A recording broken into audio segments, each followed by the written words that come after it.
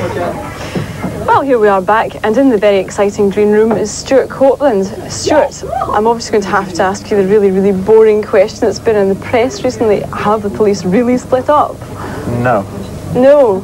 Or was it just a rumour? Explain it. Talk us through it.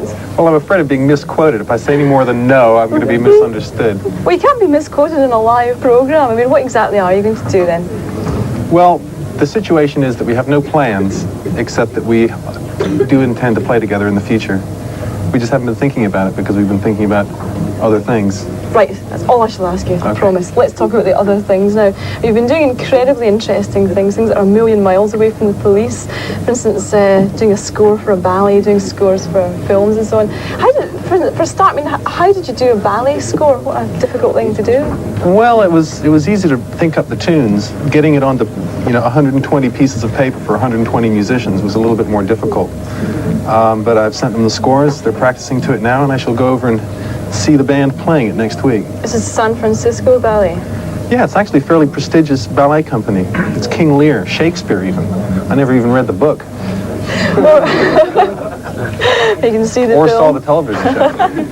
Now, what about the film? You've just done The Rhythmatist, because that's incredibly interesting that you've been shooting in Africa. Now, what made you decide to become a filmmaker from being a musician?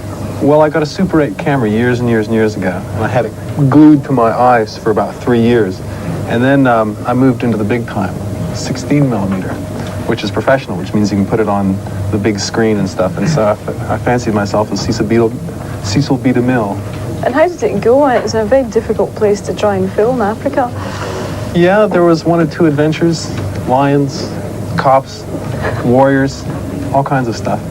What was the film about? Just tracing the roots of music, or is there something extra? Well, there's music, but there's a lot of extra stuff as well. There's pranks, stunts, just wild stuff to do in Africa. Africa is a very wild and interesting place, and there are a lot of strange things that you can do there. And this is a film about some of those weird and wonderful things.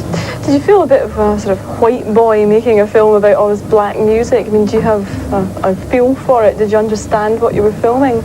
I felt white for about 1 day, and after being in Africa for 2 months, you just forget all about it.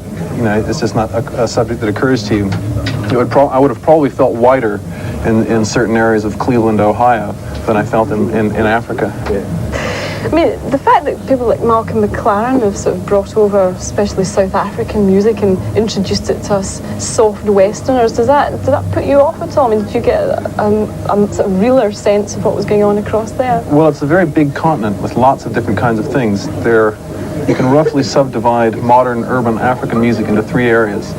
The southern area, which is the stuff that Malcolm McLaren brought back, South African stuff. Then there's high life from Nigeria. And in England and America, people are fairly familiar with that because they used to be English colonies and they have English-speaking people and they sing in English. But in the Congo, they sing in pidgin French, and not even the frogs can understand it. But it's such beautiful singing. Frogs? Our French brothers and sisters. Right, our friends across the water. But they can't even understand it. And you have to listen to it as instrumental music, but it's so beautiful, and the singing is so beautiful that I couldn't resist the stuff.